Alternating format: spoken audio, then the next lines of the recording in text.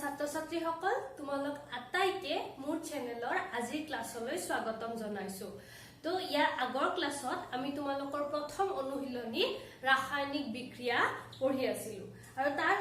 সমীকৰণ সন্তুলন কেনেকৈ কৰে হিদিনা বুজাইছিলো আৰু তোমালোকক কেইটামান হোমৱৰ্ক দিছিলো। আজি আমি সেই হোমৱৰ্ক কেইটা আলোচনা কৰিম। তাৰ আগতে প্ৰশ্নাৱলী 6 থকা 1 নম্বৰ প্ৰশ্নটো আমি আলোচনা কৰো কাৰণ 2 নম্বৰ প্ৰশ্নটো মই বুজাই পেলাই হোমৱৰ্কত দিছিলো। তো 1 নম্বৰ প্ৰশ্নটো কি কৈছে, বায়ুত দহনৰ আগতে মেগনেছিয়ামৰ ফিটাৰডাল পৰিষ্কাৰ কৰি লব লাগে কিয়? সো ইয়াতে কি হ'ব, যেতিয়া আমি বায়ুত মেগনেছিয়ামৰ ফিটাৰডাল দহন কৰিম তেতিয়া কি হ'ব, মেগনেছিয়ামৰ লগত বায়ুত থকা অক্সিজেনে বিক্ৰিয়া কৰি মেগনেছিয়াম অক্সাইড প্ৰডিউস কৰিব। কিন্তু যেতিয়া নৰমালি মেগনেছিয়াম ফিটাৰডাল এনে বায়ুমণ্ডলত পৰি থাকে তেতিয়া কি হয়, বায়ুত থকা যেতিয়া আমি জ্বলাও তেতিয়া বহুত বেছি অক্সিজেন লগ হৈ পেলাই হি জ্বলি যায়। কিন্তু যেতিয়া আমি সাধাৰণ অৱস্থাত মেগনেছিয়ামৰ ফিটা এডাল বায়ুমণ্ডলত থৈ দিওঁ, মানে এনে এডাল মেগনেছিয়ামৰ ফিটা পেলাই থৈছো, তেতিয়াও কি হয়, বায়ুত থকা যিবোৰ অক্সিজেন আছে সেইবোৰে মেগনেছিয়ামৰ লগত অতি ধীৰ গতিত বিক্ৰিয়া কৰে। অতি ধীৰ গতিত বিক্ৰিয়া কৰি কি কৰে, একদম কম পৰিমাণৰ মেগনেছিয়াম অক্সাইড প্ৰডিউস কৰে। এই যে কম পৰিমাণৰ মেগনেছিয়াম অক্সাইড উৎপন্ন হ'ল, সেই উৎপন্ন হোৱা মেগনেছিয়াম অক্সাইড খিনি কি হয়, ফিটাডালৰ ওপৰত এনেকে এটা কাভাৰ হিচাপে হৈ যায়। যেনেকে ধৰিলো আমি কিবা বস্তুৰ ওপৰত ৰং দিলে যেনেকে বস্তুৰ ওপৰত এটা ৰঙৰ প্ৰলেপ পৰে, হেনেকে এই মেগনেছিয়ামৰ ফিটাডালৰ ওপৰত কি হ'ব, মেগনেছিয়াম অক্সাইডৰ এটা প্ৰলেপ পৰিব। ধৰা হ'ল নখত যেনেকে নেইল পলিশ লগা হেনেকুৱা। তো এই যে প্ৰলেপ পৰিলে কি হ'ব, আমি যেতিয়া ফিটাডাল জ্বলাম তেতিয়া বাহিৰৰ অক্সিজেন খিনি ডাইৰেক্ট ফিটাডালৰ মেগনেছিয়ামৰ সংস্পৰ্শলৈ অহাৰ আগতে মেগনেছিয়াম অক্সাইডৰ লগতহে বিক্ৰিয়া কৰিব, যিটো বিক্ৰিয়া নহয়। সেইকাৰণে কি হয়, যিটো দহন প্ৰক্ৰিয়া হয় সেইটো বহুত মানে সেইটো কমি যায়, যিমান পৰিমাণৰ দহন প্ৰক্ৰিয়া হ'ব লাগিছিল তাতকে কমি যায়। গতিকে যাতে আমাৰ মেগনেছিয়ামৰ দহন প্ৰক্ৰিয়াটো ভালদৰে ঘটে সেইকাৰণে আমি কি কৰো, মেগনেছিয়ামৰ ফিটাডাল পৰিষ্কাৰ কৰি লওঁ। মানে কি, চেন পেপাৰ বা সিৰিজ পেপাৰেৰে মেগনেছিয়াম পেপাৰডাল এনেকে ঘহি পেলাই আমি ওপৰৰ যিটো মেগনেছিয়াম অক্সাইডৰ তৰপ আছিলে সেই তৰপটো গুচাই দিওঁ, যাতে আমি যেতিয়া জ্বলাও তেতিয়া অক্সিজেন খিনি ডাইৰেক্ট মেগনেছিয়ামৰ লগত বিক্ৰিয়া কৰে, না কি মেগনেছিয়াম অক্সাইডৰ লগত। তো ইখিনি হল বুজোৱা কথা। এটা উত্তৰটোত কি লিখিবা, মেগনেছিয়ামৰ ফিটাডালে বায়ুত থকা অক্সিজেনৰ লগত ধীৰ বিক্ৰিয়া কৰি মেগনেছিয়াম অক্সাইড প্ৰস্তুত কৰে, যিটো ফিটাডালৰ ওপৰত এটা প্ৰলেপ হিচাপে থাকে। এই প্ৰলেপটোৱে দহন প্ৰক্ৰিয়াত বাধা দিয়ে, যাৰ বাবে দহনৰ আগতে মেগনেছিয়ামৰ ফিটাডাল পৰিষ্কাৰ কৰি লব লাগে। এইটো হল তোমালোকৰ উত্তৰ। এটা 2 নম্বৰ প্ৰশ্নটো আমি হোমৱৰ্ক দিছিলো, কি কৈছে, তলৰ ৰাসায়নিক বিক্ৰিয়াবোৰৰ বাবে সন্তুলিত সমীকৰণ লিখা। তোমালোকক হোমৱৰ্ক দিছিলো, একমাত্ৰ মুন্মিয়ে হোমৱৰ্ক কৰি দেখাইছে আৰু দুটা ষ্টুডেন্টে দেখাইছে বাৰু, কিন্তু সিহঁতৰ প্ৰপাৰলি হোৱা নাই, মানে প্ৰচেছটোৱে ভুল হৈছে। তাৰ উপৰি নামটো নকওঁ বাৰু, কিন্তু কোনো এটা ষ্টুডেন্টে কি কৰিছে, এই হোমৱৰ্কৰ কোৱেশ্চন কেইটা লিখি পেলাই মোক ফটো মাৰি পঠাইছে আৰু কৈছে মেম পাৰা নাই। কিন্তু এই পাঁচটাৰ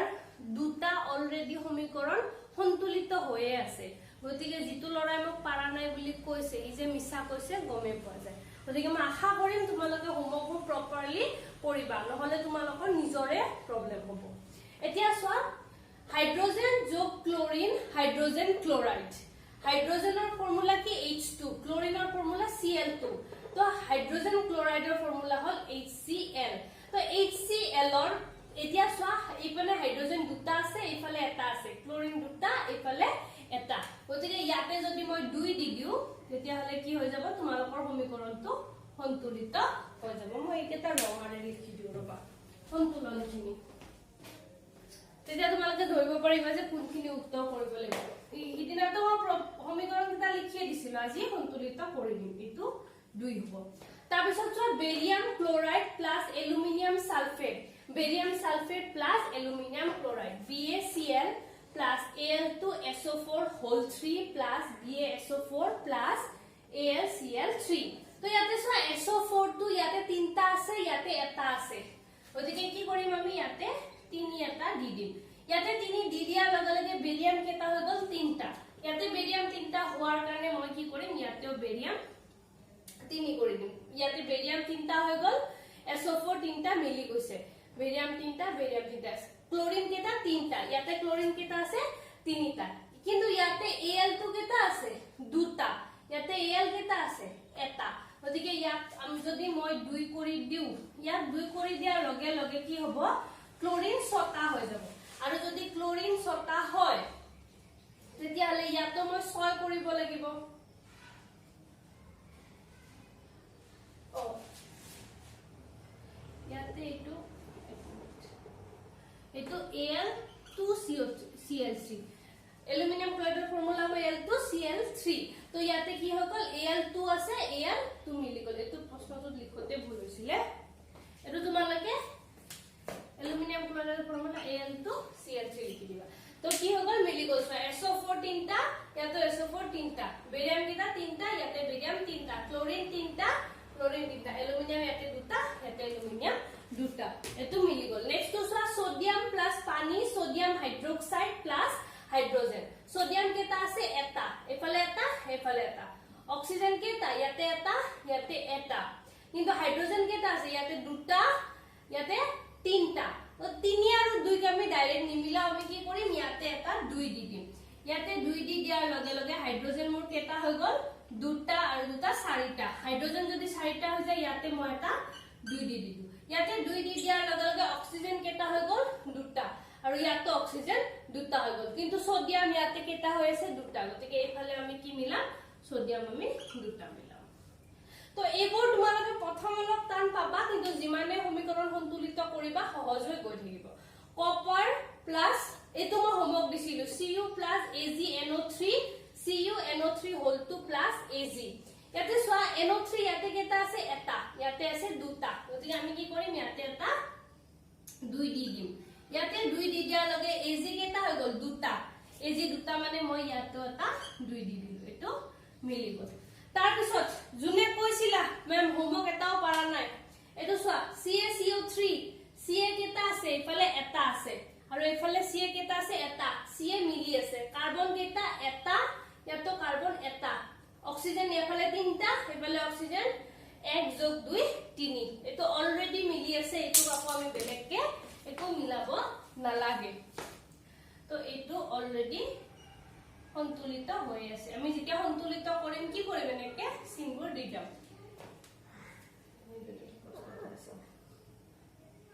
তাৰ পিছত এটো সোয়া NH3 + O2 NO + H2O ইয়াতে সোয়া অক্সিজেন কেটা আছে 2টা ইয়াতে অক্সিজেন 2টা আছে এটো মিলি আছে নাইট্ৰোজেন এটা কিন্তু হাইড্ৰোজেন ইয়াতে 2টা ইয়াতে আছে 3টা তো আমি কি কৰিম ইয়াতে যদি মই 2 দি দিও তেতিয়া হলে হাইড্ৰোজেন কেটা হৈ গল 6টা ইয়াতে হাইড্ৰোজেন কেটা আছে 2টা ইয়াতে যদি মই 3 দি দিও তেতিয়া হলে কি হৈ যাব হাইড্ৰোজেন ইয়াতে 6টা হৈ গল ইয়াতে 6টা হৈ গল কিন্তু অক্সিজেন 3 একে 4 ইয়াতে নাইট্ৰোজেন 2টা আছে এটো যদি মই ইয়াতে 2 দি দিও তেতিয়া হলে কি হ'ব অক্সিজেন 3 2 5 হৈ গল কিন্তু অক্সিজেন 5 আমি মিলাব নোৱাৰো গতিকে এইটো যে 3 দিছিল এটো 3 নি দি আমি কি দিম 6 দিম এটো যদি মই 6 দিও হাইড্ৰোজেন কেটা হৈ গল 12টা এটো যদি মই 6 কৰিব লাগে হাইড্ৰোজেন ইয়াতে 3টা আছে ইয়াতে মই কি দিম 4 তো হাইড্ৰোজেন হৈ গল 12টা এফালে হাইড্ৰোজেন 12টা অক্সিজেন সোয়া ইয়াতে আছে 6টা ইয়াতে নাইট্ৰোজেন 4টা হৈ গল গতিকে ইয়াতে মই কি দিম 4 নাইট্ৰোজেন 4টা মিলি গল এতিয়া অক্সিজেন সোয়া ইয়াতে আছে 4টা ইয়াতে আছে 6টা মানে ইফালে হৈ গল 10টা ইয়াতে যদি মই 5 দি দিও তেতিয়ালে মোৰ অক্সিজেন হৈ গল 5 10টা 5 2 গুণ 10 গতিকে এটো মিলি গল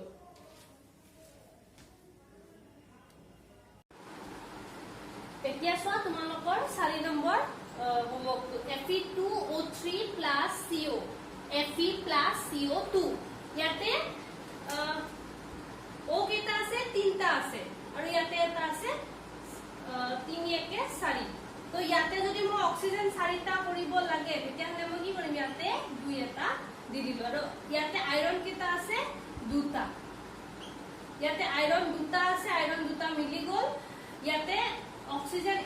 3 ইয়াতে 4 আৰু ইয়াতে কিমান হৈ গ'ল অক্সিজেন 4টা ইয়াতে কাৰ্বন কেটা আছে 2টা ইয়াতে কাৰ্বন 2 দি দিয়াৰ লগে লগে চোৱা ইয়াতে অক্সিজেন 3টা আৰু কাৰ্বন 2টা হৈ গ'ল অক্সিজেন 5টা হৈ গ'ল কিন্তু ইয়াতে অক্সিজেন কেটা আছে 4টা গতিকে আমাৰ এই দুটা মিলা নাই এই দুটা আমি বদলাব লাগিব এবাৰ যদি ইয়াতে মই 3 দি দিও তেতিয়াহলে অক্সিজেন কেটা হৈ গ'ল 3 2 গুণ 6টা আৰু কাৰ্বন কেটা হৈ গ'ল 3টা ইয়াতে যদি মই 3 দি দিও কাৰ্বন কেটা হৈ গ'ল 3টা অক্সিজেন 3 3 6টা কাৰ্বন 3টা অক্সিজেন 6টা এফি দুটা তো এনেকে এবাৰ তোমালোকে 2 দি চাবা যদি 2 নিমিলে 3 দি চাবা তেতিয়া মিলি যাব এটো মিলিলে ইয়াৰ পিছৰটো চোৱা কাৰ্বন কেটা আছে ইয়াতে 2টা 3টা 4টা এফালে কাৰ্বন আছে 4টা এফালে কেটা 1টা 2টা 3টা 4টা কাৰ্বন এফালে 6টা এফালে 6টা মিলি আছে হাইড্ৰোজেন কেটা 5টা 6টা 7টা 8টা 9টা 10টা হাইড্ৰোজেন 10টা ইয়াফালে হাইড্ৰোজেন কেটা আছে 3টা পাছে 3 কিমান 8টা আছে 2 10টা অক্সিজেন 1টা 2টা 3টা 1টা 2টা 3টা তো এই কোৱেশ্চনটো সবৰ মিলিয়ে আছে গতিকে আমি কি কৰিম এটা জাস্ট সমতুলৰ চিনটো দি দিম তো তোমালোকক দিয়া হোমৱৰ্কৰ তোমালোকৰ এই 2 নম্বৰটো আৰু এই 5 নম্বৰটো আগৰ পৰাই মিলি আছে আৰু বাকিখিনি তোমালোকৰ হিখিনি হৈ গ'ল এতিয়া আমি প্ৰশ্নাৱলীৰ 3 নম্বৰটো আলোচনা কৰিম ইখিনি তোমালোকে স্ক্ৰিনশ্বট মাৰি লোৱা আৰু তোমালোকে যদি হোমৱৰ্ক কৰিছা তেতিয়াহলে মিলাই চাবা এটা ডাউট আছে মই ক'বলগীয়া এজনী ছোৱালীয়ে হোমৱৰ্কত কি কৰিছিলে যে ইয়াতে Al2SO4 হোল 3 তো তাই ইয়াতে 2 দি কোনটো বা আছিল যে মোৰ মনত নাই কিন্তু ধৰিলা এনেকে যদি হোল থাকে তেতিয়াহলে কি কৈছে ইয়াৰ আগত 2 দিছে এনেকে সমান মানে এটা সিম্বলৰ মাজত তোমালোকে সংখ্যা সোমাব নোৱাৰা তোমালোকৰ যোগ চিন যে থাকে তাৰ আগত তাৰ পিছতে তোমালোকে যিকোনো মানে কি কয় এনেকে সংখ্যা সমতুল কৰিবলৈ সংখ্যা ভৰাব পাৰিবা যদি এনেকে ব্ৰেকেট আছে তাৰ মানে এনেকুৱা নহয় যে ব্ৰেকেটৰ আগত তোমালোকে যিকোনো সংখ্যা সোমাব পাৰিবা তো এইখিনি স্ক্ৰিনশ্বট মাৰিবা এতিয়া চোৱা 3 নম্বৰ প্ৰশ্নটোত কি কৈছে তলৰ বিক্ৰিয়াবোৰৰ বাবে অৱস্থা চিহ্ন সহ একোটা সন্তুলিত ৰাসায়নিক সমীকৰণ লিখা ইমান সময় তোমালোকে ৰাসায়নিক সমীকৰণ কেনেকে সন্তুলিত কৰিব পাৰিলে হেতু শিকিলা বাট এইবাৰ এটা নতুন বস্তু হৈছে কি আহিছে অৱস্থা চিহ্ন মানে কি যিবোৰ বিক্ৰিয়ক আছে আৰু যিবোৰ বিক্ৰিয়াজাত পদাৰ্থ আছে মানে যিবোৰ লগ লাগিছে ভাঙিছে যিবোৰ উৎপন্ন হৈছে হেবোৰ আসলতে কোনটো অৱস্থাত আছে অৱস্থা মানে কঠিন জুলীয়া গেছীয় নে পানীৰ মিশ্ৰণ হৈ আছে হেতু যদি জানিব লাগে তেতিয়াহলে আমি কি কম হেতু অৱস্থা চিহ্ন গতিকে তোমালোকক ইয়াৰ পিছত কেতিয়াবা সমীকৰণ দিয়া থাকিব আৰু যিবোৰ বিক্ৰিয়ক আৰু বিক্ৰিয়াজাত পদাৰ্থ আছে তাৰ কাষত ব্ৰেকেটত তাৰ অৱস্থাবোৰ দি দিব আৰু কেতিয়াবা তোমালোকক উলিয়াব দিব তো ক'ত কি চিন হয় মই ইয়াতে লিখি দিছো এইখিনি তোমালোকে এক্সট্ৰাকে লিখিবা তাৰ পিছত এইখিনি প্ৰশ্ন উত্তৰ কৰিবা তো যদি বস্তুটো কঠিন পদাৰ্থ হয় তেতিয়াহলে আমি কি লিখিম এস মই ইংলিশটো কিয় লিখি দিছো যাতে তোমালোকে গম পোৱা যে সিম্বল কেটা কৰ পৰা আহিছে কঠিন পদাৰ্থ মানে এস তো কঠিন পদাৰ্থৰ লগত তোমালোকৰ আৰু এটা শব্দ যোগ হ'ব হেতু হ'ব অদ্ৰব্য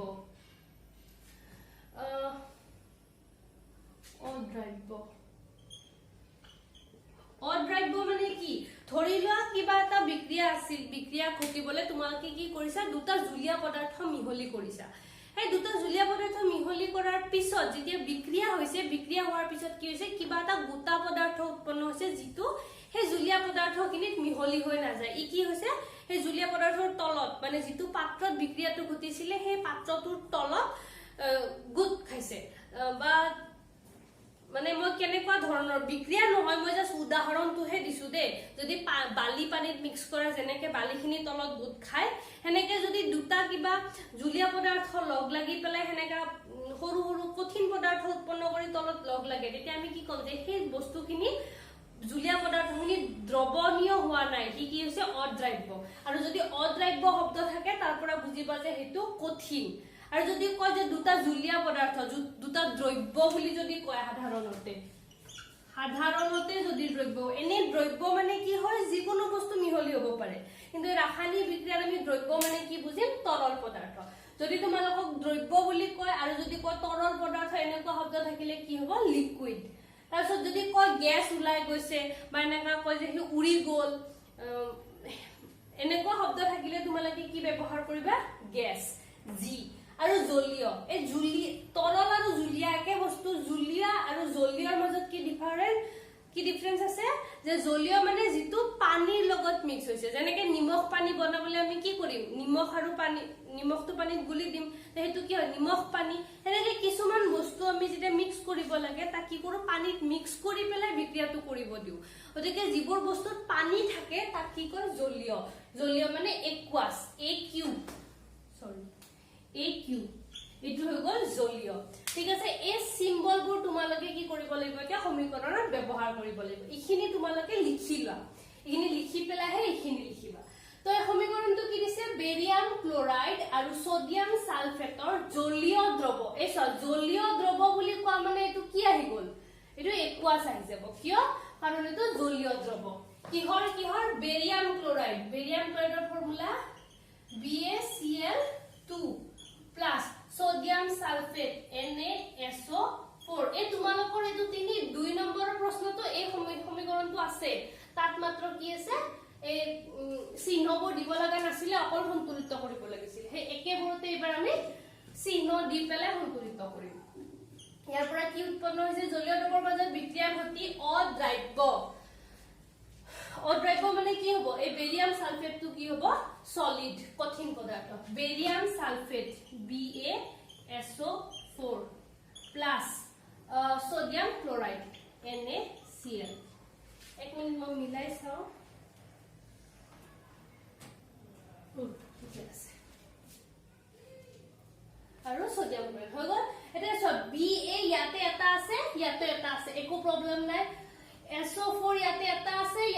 আছে প্ৰবলেম নাই বাট ইয়াতে Cl কেটা আছে দুটা আছে তো ইয়াতে মই কি কৰিব লাগিব এইটো 2 কৰিব লাগিব এটো যদি মই 2 কৰি দিউ তেতিয়া হলে কি হ'ব সোডিয়ামৰ দুটা হৈ গল এটো সোডিয়াম দুটা হোৱাৰ লগে লগে এইটো 2 হৈ যাব BaSO4 হোল টু কোনবা এটা তো 2 এইটো 2 কৰি দিয়া লগে লগে SO4 দুটা হৈ গল চাইটা যাব 1 মিনিট হা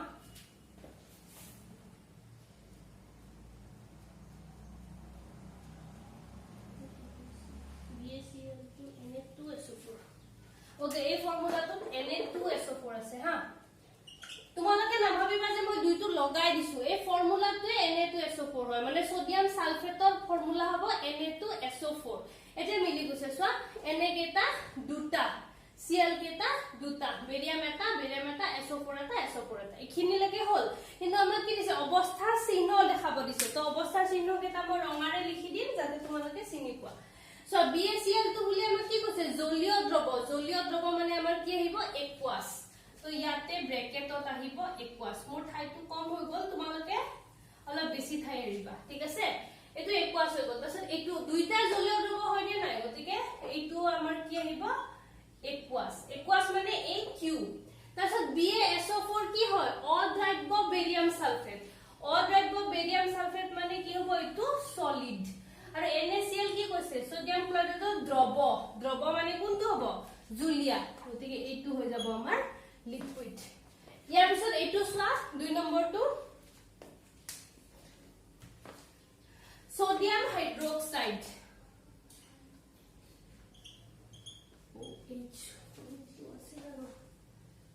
NaOH যোগ ইয়াতে অলপ ঠাই আৰু যাতে আমি অৱস্থাটো দিব পাৰো কিহত যোগ সোডিয়াম হাইড্ৰক্সাইডৰ দ্ৰৱ পানীত এই পানীটো প্ৰশ্নত ব্ৰেকেটত আছে হাইড্ৰক্লোৰিক এসিডৰ ফৰ্মুলা HCl তোমালোকক মই ফৰ্মুলাৰ নামটো দি দিছিলো দ্ৰৱৰ হৈতে বিক্ৰিয়া কৰি সোডিয়াম ক্লোৰাইড দ্ৰৱ আৰু পানী উৎপন্ন কৰে ইয়াতে চোৱা NaOH দ্ৰৱ ব্ৰেকেট পানী দিছে পানী মানে কোনটো হ'ব একুয়াস তোমালোকে নভাবিবা যে জুলিয়া হ'ব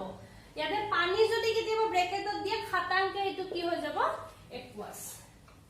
এটো হৈ গল একুয়াস ৰঙাৰে লিখি আছিল ন তোমালোকৰ এটো হৈ গল একুয়াস তাৰছত এটো কি হাইড্ৰক্লোৰিক এসিডৰ দ্ৰৱ পানীত পানীত হলে এইটো কি হৈ যাব aqueous a q দে এইটো a q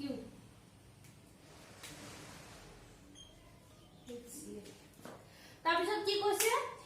সোডিয়াম ক্লোৰাইডৰ দ্ৰৱ বুলি কৈছে পানী বুলি কোৱা নাই গতিকে এইটো কি হৈ যাব লিকুইড এইটো লিকুইড আৰু H2O পানীত উৎপন্ন কৰে তো পানীটো কি হয় আমাৰ লিকুইড সো অকল যদি পানী দিয়ে তোমালোকে লিকুইড লিখিব লাগিব কাৰণ পানীটো নিজে এটা তৰল পদাৰ্থ কিন্তু বেলেগ বস্তু যদি পানীৰ লগত মিক্স হৈ কিবা এটা দ্ৰৱ প্ৰস্তুত কৰে তেতিয়া হলে আমি কি কম এইটো aqueous যেনেকৈ এইটো ব্ৰেকেটত পানী আছে কিন্তু এইটো বস্তুটোৱে পানী উৎপন্ন হৈছে আই হোপ এইটো বুজি পালা তোমালোকে ইয়াৰ পিছত আমি সমীকৰণ সমতুল কৰা আৰু নকৰো তোমালোকক মই পিছত যেতিয়া স্কুল খুলিবা আৰু কিছুমান এক্সাম্পল দিম কৰিবলে হোমৱৰ্ক হিচাপে আজিলৈকে এতিয়াৰ কাৰণে সমীকৰণ সমতুল কৰা ইয়াতে এৰিম আৰু এক্সাৰসাইজতো তোমালোকৰ সমীকৰণ সমতুল আছে সেইকেইটা যেতিয়া পাম তেতিয়া আলোচনা কৰিম এতিয়া আমি সমীকৰণ বিভিন্ন ধৰণৰ আছে যেনেকৈ সহযোগী সমীকৰণ বিযোজন সংযোজন বিযোজন এইবোৰ বেলেগ বেলেগ সমীকৰণ আছে সেইবোৰৰ বিষয়ে আমি এতিয়া পঢ়িম এইখিনি স্ক্ৰীনশ্বট মাৰি লোৱা এবাৰ আমি ৰাসায়নিক বিক্ৰিয়াৰ প্ৰকাৰ পঢ়িম সাধাৰণতে তোমালোকৰ অনুশীলনীটোত তাৰমানে ৰাসায়নিক বিক্ৰিয়া 5 প্ৰকাৰৰ দিয়া আছে 1 নম্বৰ সংযোজন 2 নম্বৰ বিযোজন 3 নম্বৰ অপসাৰণ 4 নম্বৰ ডি অপসাৰণ আৰু 5 নম্বৰ জাৰণ আৰু বিজাৰণ তো আমি প্ৰথম সংযোজন বিক্ৰিয়া পঢ়িম এই নামটোৰ পৰা তোমালোকে কি বুজি পাইছা যে এইটো বিক্ৰিয়াত কি হ'ব দুটা বা ততোধিক বস্তু লগ লাগিব সংযোজন আছে তো দুটা বা ততোধিক যদি বিক্ৰিয়া জাত পদাৰ্থ লগ হৈ মাত্ৰ এটা বিক্ৰিয়ক পদাৰ্থ উৎপন্ন কৰে তেনেহলে সেই বিক্ৰিয়াক আমি কি কম সংযোজন বিক্ৰিয়া তোমালোকৰ পৰীক্ষা তেনেকৈ সমীকৰণ 3টা 4টা মান দিব দি পেলাই কব ইয়াৰ পৰা তোমালোকে প্ৰতিটো বিক্ৰিয়াৰ প্ৰকাৰ নিৰ্ধাৰণ কৰা তোমালোকে যদি দেখা যায় এনেকুৱা এটা বিক্ৰিয়া আছে য'ত দুটা 3টা বস্তু যোগ আছে বিক্ৰিয়কত আৰু এটাহে বিক্ৰিয়াজাত পদাৰ্থ উৎপন্ন হৈছে তেতিয়া তোমালোকে কি লিখিবা যে এইটো এটা সংযোজন বিক্ৰিয়া তো সংযোজন বিক্ৰিয়াৰ সংজ্ঞাটো কি হ'ব যি বিক্ৰিয়াত দুই বা ততোধিক বিক্ৰিয়ক পদাৰ্থ লগ হৈ এটা মাত্ৰ বিক্ৰিয়াজাত পদাৰ্থ উৎপন্ন কৰে তাক সংযোজন বিক্ৰিয়া বোলে তোমালোকৰ কিতাপত পৰীক্ষা আছে কাৰ্যকলাপ আছে সেইবোৰ আমি এতিয়া অনলাইন ক্লাছত কৰিবও নোৱাৰো আমাৰ হাতত বস্তুও নাই গতিকে সেই কাৰ্যকলাপবোৰ মই আৰু বৰ্ণনা কৰি থকা নাই তো উদাহৰণ এটা দিছে calcium oxide plus water calcium hydroxide এই যে ক্যালসিয়াম অক্সাইড দেখিছা ক্যালসিয়াম অক্সাইড মানে আমাৰ যে তামোল পানৰ লগত চূণ খায় সেই চূণটোৰ ৰাসায়নিক চিহ্নটো হল CaO ক্যালসিয়াম অক্সাইড তোমালোকে জানা যে তোমালোকে যদি দোকানৰ পৰা গোটা চূণৰ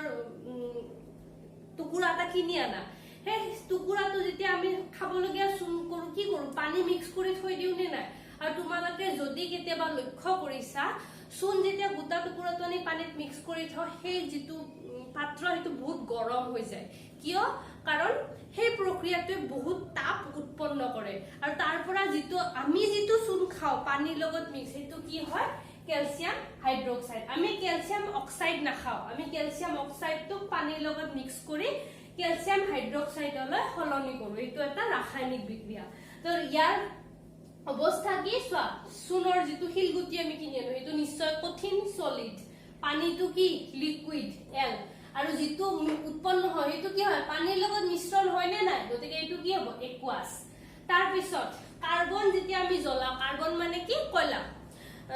বা কাঠ কয়লা এনেকুৱা যিবোৰ বস্তু আমি নৰ্মেলি জ্বলাই পেলাই গেছ উৎপন্ন কৰো তাপ উৎপন্ন কৰো সেইবোৰ আমি কাৰ্বন বলে ধৰিলো যত কাৰ্বন যোগ অক্সিজেন কি উৎপন্ন কৰে কাৰ্বন ডাই অক্সাইড সাধাৰণতে যিবোৰ কি বুলি কম খনিজাত পদাৰ্থ যিবোৰ খনিজ পদাৰ্থ যেনেকৈ পেট্ৰলিয়াম হোক কয়লাটোতো পিওর কার্বন তো কয়লা জ্বলাই যদি আমি কয়লা জ্বলালে কি হয় তাপ পাও কিন্তু কয়লা জ্বলালে বহুত পৰিমাণৰ কাৰ্বন ডাই অক্সাইড গেছ উৎপন্ন হয় নে নাই কিয় কাৰণ কয়লা আৰু অক্সিজেন লগ লাগি আমাক কি দিয়ে কাৰ্বন ডাই অক্সাইড আৰু তোমালোকে জানা যিকোনো বস্তু যদি জ্বলিছে জ্বলা মানে কি তাপ দিবই আৰু যদি তাপ দিয়ে হেতু কি হয় তাপ বৰ্জি সমীকৰণ আৰু এইটোত আমি জানো যে যিকোনো বস্তু যদি জ্বলে তাৰ মানে কি অক্সিজেন যোগ হৈছে তোমালোকে এটা বাক্য মনত ৰাখিবা যদি বস্তু এটা জ্বলিছে তাৰ মানে কি হৈছে তাতে অক্সিজেন যোগ হৈছে ৰাসায়নিক বিক্ৰিয়াত নিউক্লিয়াৰ ৰিঅ্যাকশনৰ কথা মই কোৱা নাই ৰাসায়নিক বিক্ৰিয়াত যদি বস্তু জ্বলিছে তেনেহলে তাত অক্সিজেন যোগ হৈছে কিন্তু তাৰ উল্টাটো নহয় যে যদি কিবা বস্তুত অক্সিজেন যোগ হৈছে তাৰ মানে জ্বলিব যদি লাহে লাহে অক্সিজেন যোগ হয় ন হেতুক আমি জ্বলা বুলি নকওঁ গতিকে হেতু বেলেগ হ'ব কিন্তু যদি জ্বলিছে তুমি খাটাংকে জানিবা হেতু অক্সিজেন যোগ হৈছে তাৰ পিছত এইটো চোৱা হাইড্ৰোজেন আৰু অক্সিজেন এই দুটা লগ লাগি কি উৎপন্ন কৰিছে পানী এইটোত কিন্তু হাইড্ৰোজেনটো জ্বলা নাই হাইড্ৰোজেন জ্বলি পানী উৎপন্ন নকৰে তো এই দুইটাতে অক্সিজেন যোগ হৈছে এইটোতো হৈছে এইটোতো কিন্তু জ্বলিছে এইটো নাই জ্বলা হাইড্ৰোজেন অক্সিজেন লগ লাগি কি উৎপন্ন কৰিছে পানী এতিয়া তোমালোকে এটা নাম পাবা তাপবৰ্জী ৰাসায়নিক বিক্ৰিয়া আৰু তাপগ্ৰাহী ৰাসায়নিক বিক্ৰিয়া এই বিক্ৰিয়াৰ প্ৰকাৰ যে পাঁচটা আছে এই পাঁচটাৰ এই দুটা নুহুমাই এই দুটা জাস্ট এনে ভাগ হিচাপত দিয়া আছে তো তাপবৰ্জী মানে কি যি ৰাসায়নিক বিক্ৰিয়াত তাপ উৎপন্ন হয় সেইবোৰক আমি কি কম তাপবৰ্জী ৰাসায়নিক বিক্ৰিয়া যিমান বস্তু আছে যিবোৰ তোমালোকে জ্বলোৱা সেইবোৰ সব তাপবৰ্জী বিক্ৰিয়া হ'ব তাৰ উপৰি এই মাত্ৰ যে উদাহৰণ এটা দিছিলো চূণ যেতিয়া পানীত মিক্স কৰিবা তেতিয়া কি হ'ব চূণ পানী সেই চূণ পানীত মিক্স কৰিলে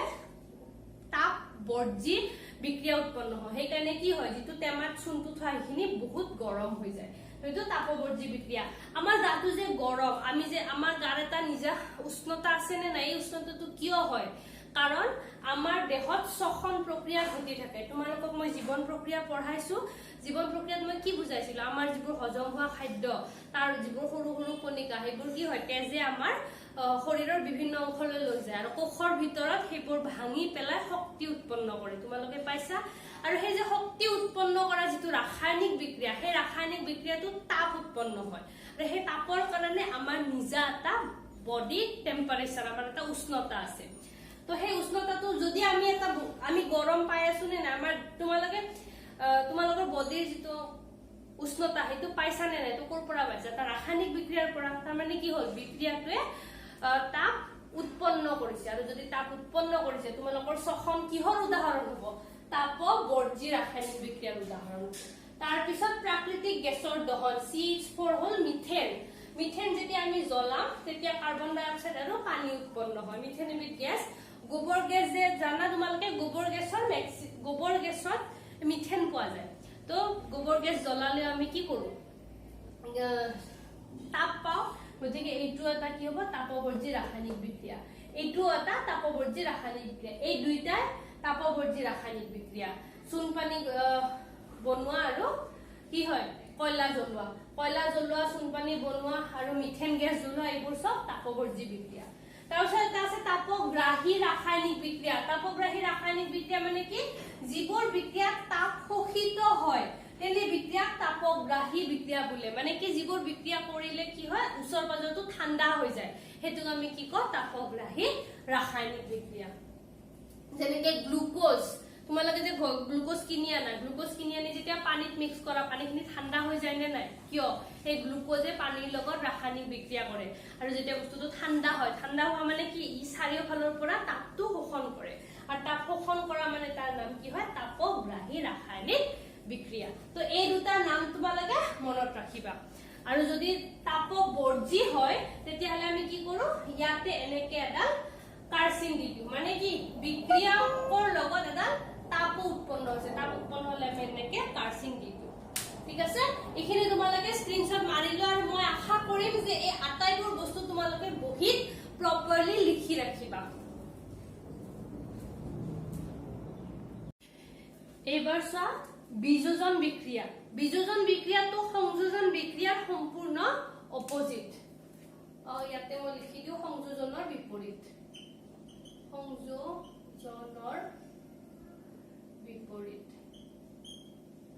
কিয় কাৰণ কি হৈছে সংযোজনত আমি দুটা বা তিনটা বস্তু লগ লগাই এটা বস্তু উৎপন্ন কৰিছো ইয়াতে কি হ'ব এটা বস্তুক ভাঙি আমি দুটা বা তিনটা ইয়াতে দুটা হৈছে ইয়াতে তিনটা ইয়াতে দুটা এনেকে এটা বস্তুক ভাঙি আমি যেতিয়া দুটা বা ততোধিক বিক্ৰিয়াজাত পদাৰ্থ উৎপন্ন কৰিম তেতিয়াহলে সেই বিক্ৰিয়াক আমি কি কম বিযোজন বিক্ৰিয়া তোমালোকে নামটোৰ পৰাই নিশ্চয় ক্লিয়াৰ হৈছে সংযোজন আৰু বিযোজন সংযোজন মানে লগ লগোৱা বিযোজন মানে ভাঙি দিয়া তো বিযোজনটো কি হ'ব সংযোজনৰ বিপৰীত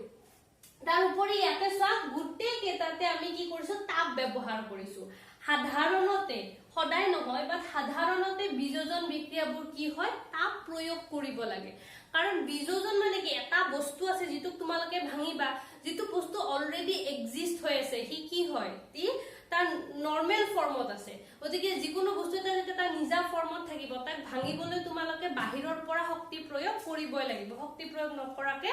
ই না ভাঙে সো শক্তি যদি আমি তাপ ব্যৱহাৰ কৰো তেতিয়া আমি কি কম যেতিয়া তাপ প্ৰয়োগ কৰি বিযোজন কৰা হয় তাক তাপীয় বিযোজন বোলে কিন্তু এটা কথা যে সদায় আমি তাপ প্ৰয়োগ কৰি বিযোজন নকৰো কেতিয়াবা আমি ইলেক্ট্ৰিসিটি বিদ্যুৎ শক্তি ব্যৱহাৰ কৰিও বিযোজন কৰিব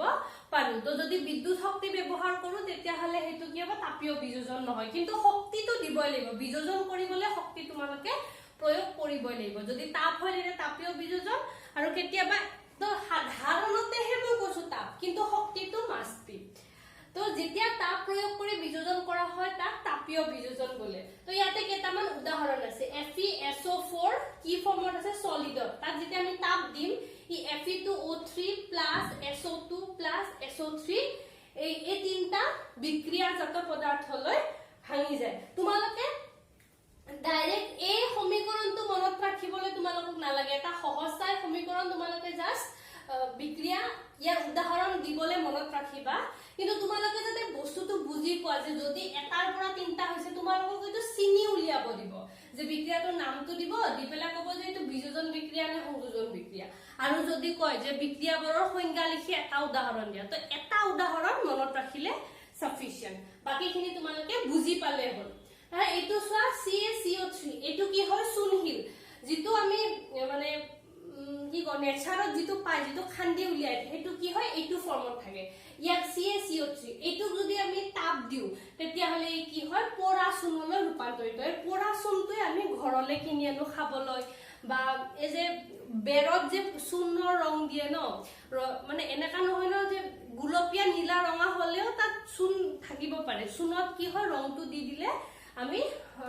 বেৰবোৰ কালাৰ কৰিব পাৰো তো ঘৰত যদি আমি সাধাৰণতে অলপ কম দামৰ যিবোৰ ৰং হয় এই প্লাষ্টিক পেইন্টবোৰ নহয় যিবোৰ অলপ কম দামী ৰং সেইবোৰ আমি কি কৰো এই চুন ব্যৱহাৰ কৰো তো ঘৰত যদি ৰং দিবলৈ ব্যৱহাৰ কৰা বুলি কেতিয়াবা কিবা প্ৰশ্ন আহে যে ৰং দিবলৈ ব্যৱহাৰ কৰা বা যদি বেছি মানে সহজকে যদি আহে যে ঘৰত বগা ৰং দিবলৈ ব্যৱহাৰ কৰা ৰাসায়নিক পদাৰ্থটোৰ নাম লিখা তেতিয়া আমি কি কম পুৰা চুন বা চুনহিল ঠিক আছে তো চুনহিলৰ পৰা যেতিয়া আমি তাপ দিম এটো পুৰা চুন উৎপন্ন হ'ব আৰু কি হয় কাৰ্বন ডাই অক্সাইড গেছ উৎপন্ন হয় তো এইটো মনত ৰাখিবলৈ অলপ সহজ তো ক্যালসিয়াম আৰু এইটো ৰাসায়নিকভাৱে আমি কম ক্যালসিয়াম কাৰ্বনেট তাপ দিলে কি হলে ৰূপান্তৰিত হয় ক্যালসিয়াম অক্সাইড আৰু কাৰ্বন ডাই অক্সাইডলৈ তাৰ পিছত এইটো আছে PbNO3(2) এইটো হল লেড নাইট্ৰেট PB মানে লেড তোমালোকে পাইছিলা আৰু NO3 মানে নাইট্ৰেট তো এইটো কি হৈ গল লেড নাইট্ৰেটক যেতিয়া তোমালোকে তাপ দিবা তেতিয়া হলে কি উৎপন্ন হ'ব PbO লেড অক্সাইড NO2 আৰু অক্সিজেন নাইট্ৰজেন অক্সাইড আৰু অক্সিজেন তাৰ পিছত AgCl তো কি হয় Ag মানে কি আছিল আমাৰ সিলভাৰ ক্লোৰাইড মানে সিলভাৰ আৰু ক্লোৰিন সাধাৰণতে লগ লাগি থাকে তো সিলভাৰ ক্লোৰাইডক যদি অলপ তাপত ৰাখা তেতিয়া কি হয় সিলভাৰটো আৰু ক্লোৰিনটো সেপাৰেট হৈ যায় অলপ তাপ মানে সূৰ্যৰ পোহৰ তাৰ পিছত AgBr এটো কি হয় সিলভাৰ ব্ৰোমাইডটো যদি তোমালোকে সূৰ্যৰ পোহৰত ৰাখা সিলভাৰ আৰু ব্ৰোমিনটো দুই ভাগ হৈ যাব তো এইবোৰ এই আটাইবোৰ কি হয় আমাৰ বিযোজনৰ উদাহৰণ এই প্ৰতিটো যে মই সমীকৰণ দিছো তোমালোকৰ এই প্ৰতিটো সমীকৰণে ল্যাবৰেটৰীত কেনেকে কৰে হেতু তোমালোকৰ কিতাপত কাৰ্যকলাপ হিচাপে আছে সোৱা তোমালোকে এটা এই আটাইবোৰ কাৰ্যকলাপ বিযোজন প্ৰক্ৰিয়া ইয়াৰ পৰা আৰম্ভ হয় কাৰ্যকলাপ 1.5 ইয়াতে কাৰ্যকলাপ 1.5 হল তোমালোকৰ এইটো কৰিছে ফেৰাছ সালফেটৰ স্ফটিক লৈছে এইটো ফেৰাছ সালফেটৰ স্ফটিক লৈটা উতলাইছে গৰম কৰিছে এইটো তাৰ পিছত এইটোত কি লৈছে তোমালোকৰ লেড নাইট্ৰেট লৈছে এইটো আৰু এইটো কাৰ্যকলাপ হিচাপে দেখুৱা নাই কিন্তু কৈছে যে চূণশিল যেটো আমি খান্দি উলিয়াই আনো হেতু যেতি আমি পুৰিম তেতিয়া পোৰা চূণ পাও তাৰ পিছত এইটো লেড নাইট্ৰেটৰো তোমালোকৰ কাৰ্যকলাপ এইটো 1.6 তাৰ পিছত কাৰ্যকলাপ 1.7 টোৰ ইকুৱেচন ইয়াত নাই এইটো মই বুজাই দি আছো এইটো কি কৈছে তোমালোকক এটা মগ লব দিছে আৰু ইয়াতে তলত ফুটা কৰি পেলাই দুডাল দণ্ড লব দিছে তাৰ পিছত ইয়াৰ পৰা এনেকে এটা বেটাৰীত কানেক্ট কৰিব দিছে তো বেটাৰীত কানেক্ট কৰিব দিছে মানে কি ইয়াৰ পৰা কি পাব বিদ্যুৎ শক্তি পাব মানে শক্তি লাগিবই আৰু ইয়াতে মগটোত আমি কি লৈছো পানী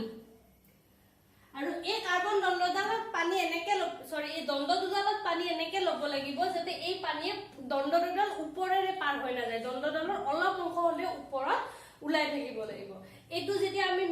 প্ৰপাৰলি পঢ়িম তেতিয়া গোটে কনস্ট্ৰাকচনটো আকৌ একবাৰ বুজাম এতিয়া জাস্ট মই বুজাই দিছো তো ইয়াতে কি হ'ব ইয়াতে পানী আছে পানীৰ ফৰ্মুলা কি হয় H2O ইয়াতে যদি মই বিদ্যুৎ শক্তি দিও তেতিয়ালে কি হ'ব এই পানীটো কি হয় হাইড্ৰোজেন আৰু অক্সিজেনলৈ ভাগ হৈ যায় তো ইয়াৰ পৰা কি হ'ব এনেকে বুৰবুৰণি কাটি গ্যাস ওলাব তো তোমালোকে যদি এই দণ্ডডালৰ ওপৰ ফালে এনেকে দুটা টেষ্ট টিউব দিয়া তেতিয়ালে কি হ'ব এই দণ্ড দুডালত গ্যাস কালেক্টেড হ'ব গ্যাস কি গ্যাস হ'ব এটা হাইড্ৰোজেন ঘুমাব আৰু এটা অক্সিজেন ঘুমাব এটো কুণ্ডাল ধনাত্মকৰ লগত লগ লগাইছা কুণ্ডাল ঋণাত্মকৰ লগত লগ লগাইছা তাৰ ওপৰত ভিত্তি কৰি এটা টেষ্ট টিউবত হাইড্ৰোজেন গ্যাস ঘুমাব এটা টেষ্ট টিউবত অক্সিজেন গ্যাস ঘুমাব তো ইয়াতে কি হল পানীক বিযোজন কৰা হল নাই পানী বিয়োজিত হৈ পেলাই কি হৈছে হাইড্ৰোজেন আৰু অক্সিজেন উৎপন্ন হৈছে কিন্তু তোমালোকে ইকুৱেচন কেটা চোৱা প্ৰতিটো ক্ষেত্ৰতে কিবা নহয় কিবা শক্তি আমাক লগা হৈছে এইটো হগল তোমালোকৰ উদাহৰণ 1.7 তাৰপিছত 1.8 ত কি কৈছে এখন চিনামাটিৰ থাল মানে ঘৰত যে কাপ প্লেট থাকে এক কাপ প্লেটৰ মেটেৰিয়েলটো চিনামাটি বোলে এই প্লাষ্টিকৰটো নহয় আৰু নৰমাল যেটো পৰিলে ভাঙি যায় হেনেকা প্লেট এখনত কি লব দিছে তোমালোকক সিলভাৰ ক্লোৰাইড তোমালোকে তো নোপোৱাই গতিকে এইটো ইমান ভাবি লাভ নাই তো সিলভাৰ ক্লোৰাইডৰ প্লেট এখনত কি কৈছে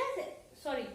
চিনামাটিৰ প্লেট এখনত সিলভাৰ ক্লোৰাইড লৈ পেলাই তোমালোকে যদি ৰদৰ পোহৰত থৈ দিয়া তাৰ যেটো অৰিজিনাল ৰং আছিল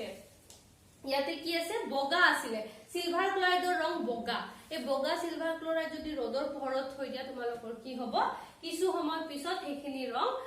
মটিয়া ৰঙলৈ পৰিৱৰ্তন হৈ যাব এই মটিয়া ৰংটো কিহৰ কাৰণে পাবা সিলভাৰৰ কালাৰটো মটিয়া ৰঙৰ পাবা হে একে ধৰণে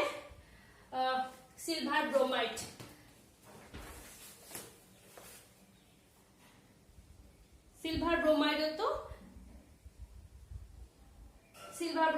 কি হ'ব সিলভাৰ ব্ৰোমাইডটো যেতিয়া তোমালোকে সূৰ্যৰ পোহৰত ৰাখিবা তেতিয়া এই সিলভাৰ আৰু ব্ৰোমিনলে বিযোজিত হৈ যাব আশা কৰো তোমালোকে বিযোজনটো বুজি পাইছা তোমালোকে ইয়াৰে যোনটো উদাহৰণে সহজ নিচিনা লাগে যেটো তোমালোকৰ মনত থাকিব নিচিনা লাগে তোমালোকে হেইটোৱে ব্যৱহাৰ কৰিব পাৰিবা পাৰিলে এইটো মনত ৰাখিবা কাৰণ এইটোৰ ওপৰত কেতিয়াবা বেলেগ বেলেগ প্ৰশ্ন আহে কাৰণ calcium carbonate calcium oxide calcium hydroxide এটা বহুত ইম্পৰ্টেন্ট বস্তু হয় পাৰিলে এইটো মুখস্থ কৰিবা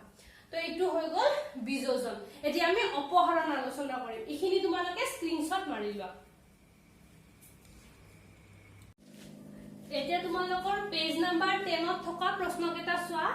এটা পদাৰ্থ X ৰ দ্ৰৱক বগা ৰং সানিবলৈ ব্যৱহাৰ কৰা হয় পদাৰ্থ X ৰ নাম আৰু সংকেত লিখা অলপ আগতে মই বুজাওতে কৈছিলো যে চূণক আমি কি কৰো ওয়ালত ৰং কৰিবলৈ ব্যৱহাৰ কৰো গতিকে X পদাৰ্থটো কি হ'ব আমাৰ চূণ যেটো আমি বজাৰৰ পৰা কিনি আনো তো পোৰা চূণৰ সংকেতটো কি ক্যালসিয়াম অক্সাইড পোৰা চূণটো ক্যালসিয়াম অক্সাইড যেটো খনিজ অৱস্থাত পাই হেতু ক্যালসিয়াম কাৰ্বনেট আমি যেটো ঘৰলৈ ৰং কৰিবলৈ আনো হেতু হল ক্যালসিয়াম অক্সাইড গতিকে এটো কি গল CaO ক্যালসিয়াম অক্সাইড বা পোৰা চূণ আৰু দুই নম্বৰটো কি কৈছে পানীৰে হৈতে পদাৰ্থ X এ কৰা বিক্ৰিয়াটো লিখা তো এটো হৈ গল পদাৰ্থ X ক্যালসিয়াম অক্সাইড যোগ পানী কি প্ৰডিউস কৰিছে ক্যালসিয়াম হাইড্ৰক্সাইড যোগ তাপ কাৰণ আমি জানো যে এইটো বিক্ৰিয়া তাপ উৎপন্ন হয় কেনে তাপটো লিখি দিছো আৰু তলত মই নামকেইটাও লিখি দিছো এইটো পৰা চূণ এইটো পানী আৰু যেটো পানীৰ লগত মিক্স হয় যেটো আমি খাবলগীয়া চূণ ব্যৱহাৰ কৰো সেইটো কি কম আমি শিথিলিত চূণ বা তোমালোকে যদি ৰাসায়নিক নামটো লিখিব বিচৰা লিখি লব পাৰা এইটো ক্যালসিয়াম অক্সাইড পানী আৰু এইটো ক্যালসিয়াম হাইড্ৰক্সাইড এইটো হ'ল 1 নম্বৰ প্ৰশ্ন এটা 2 নম্বৰ প্ৰশ্নটো চোৱা কাৰ্যকলাপ 1.7 ত এটা পৰীক্ষানলীত সংগ্ৰহ কৰা গেছৰ পৰিমাণ আন্ত পৰীক্ষানলীত সংগ্ৰহ কৰা গেছৰ পৰিমাণৰ দুগুণ কিয় এই গেছটোৰ নাম কি তো তোমালোকে কাৰ্যকলাপ 1.7 টো এবাৰ পঢ়ি চাবা আজি মই যিখিনি পঢ়ালো কিতাপত পেজ নম্বৰ 10 লে তোমালোক আটায়ে পঢ়ি চাবা মই 6 লৈকে আগৰ ক্লাছত পঢ়াইছিলো 7 8 9 10 মাত্ৰ 4টা পেজ কাৰণ কাৰ্যকলাপ কিতাপ পঢ়িলে তোমালোকে ধৰিব পাৰিবা যে কি ঘটনা ঘটি আছে তো কাৰ্যকলাপ 1.7 ত কি কৰিছিলো এই যে মই মগটো কৈছিলো এই মগত এনেকে কি কৰিছে দুডাল দণ্ড দিছে দি পেলাই সেই দণ্ড দুডাল এনেকে বেটাৰীৰে কানেক্ট কৰিছে আৰু ইয়াতে পানী দিছে তো কি কৰিছিলে পানী বিদ্যুৎ শক্তিৰ সহায়ত বিযোজিত কৰি হাইড্ৰজেন আৰু অক্সিজেন গেছলে পৰিৱৰ্তন কৰিছিলে এটো হৈ আছিল তোমালোকৰ কাৰ্যকলাপ 1.7 পৰিচালে আৰু ধৰিব পাৰিবা তো পানীক যেতিয়া হাইড্ৰজেন আৰু অক্সিজেনলৈ বিয়োজন কৰিব তেতিয়া হলে আমাৰ ৰাসায়নিক সমীকৰণটো কি হ'ব এটো পানী H2O ভাঙিছে কি হলে হাইড্ৰজেন আৰু অক্সিজেনলৈ যদি আমি সমতুল কৰো সো ইয়াতে অক্সিজেন ইয়াতে দুটা আছে ইয়াতে অক্সিজেন এটা আছে দুটা কৰিব কাৰণে আমি দুইটো আগত দি দিলো দুইটো আগত দি দিয়াৰ লগে লগে হাইড্ৰজেন কেটা হৈ গল 4টা গতিকে ইয়াতে হাইড্ৰজেন কেটা ইয়াতে আমি 2 দি দিব লাগিব তো এতিয়া তোমালোকে যদি বিক্ৰিয়াজাত পদাৰ্থ দুটা চোৱা ইয়াতে হাইড্ৰজেনৰ কেটা অণু আছে দুটা আৰু ইয়াতে অক্সিজেনৰ অণু এটা সো আগত থকা সংখ্যাটোৱে অণুৰ মান নিৰ্ণয় কৰে আৰু পিছত থকা সংখ্যাটোৱে পৰমাণু ইয়াতে হাইড্ৰজেনৰ পৰমাণু আছে 4টা আৰু অণু কেটা আছে দুটা ইয়াতে অক্সিজেনৰ পৰমাণু দুটা অণু কেটা এটা আৰু আমাক কি লাগে অণু আমি যেটো পৰিমাণ নিৰ্ণয় কৰে এই অণুৱে কৰে কাৰণ পৰমাণুটোৱে ডাঙৰকে অণু বনায় গতিকে ইয়াতে হাইড্ৰজেনৰ অণু আছে দুটা অক্সিজেনৰ অণু আছে এটা গতিকে কোনটো ডাবল হ'ব হাইড্ৰজেন পৰীক্ষানলীত হাইড্ৰজেন দুগুণ সংগ্ৰহিত হ'ব কাৰণ হাইড্ৰজেন দুগুণ অক্সিজেনৰ দুগুণকে উৎপন্ন হৈছে তো উত্তৰটো কি লিখিছো কাৰ্যকলাপ 1.7 ত পানীক বিয়োজিত কৰি হাইড্ৰজেন আৰু অক্সিজেন গেছ উৎপন্ন কৰা হৈছে বিক্ৰিয়াটোৰ সমতুল সমীকৰণটো হ'ব 2H2O twice H2 plus O2 অৰ্থাৎ প্ৰতি এটা অক্সিজেনৰ অণুৰ বিপৰীতে দুটা হাইড্ৰজেনৰ অণু উৎপন্ন হৈছে হেয়ে এটা পৰীক্ষানলীত আন্ত দুগুণ গেছ সংগ্ৰহিত হৈছে দুগুণ সংগ্ৰহিত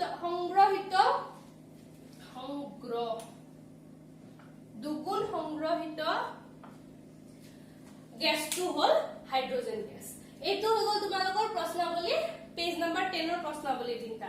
ইয়াৰ পিছত তোমালোকৰ অপহৰণ বা প্ৰতিস্থাপন বিক্ৰিয়া থাকিব তাৰ পিছত দ্বি অপহৰণ আৰু তাৰ পিছত জাৰণ বিজাৰণ তো আজিৰ ক্লাছটো মই ইমানতে এৰিম তোমালোকৰ আজিৰ হোমৱৰ্কটো কি হ'ব বিযোজন পঢ়াওতে মই 4টা 5টা মান সমীকৰণ এনেকে লিখি দিছিলো নে নাই তাপ দি পেলাই তো সেই সমীকৰণ কেটা সমতুল কৰাটো হল তোমালোকৰ আজিৰ হোমৱৰ্ক আৰু এই যিমানখিনি পঢ়ালো এইবোৰ বহিত লিখি ৰাখিবা আজিৰ ক্লাছটো মই ইমানতে শেষ কৰিম নেক্সট ক্লাছত পুনৰ লগ পাম থ্যাংক ইউ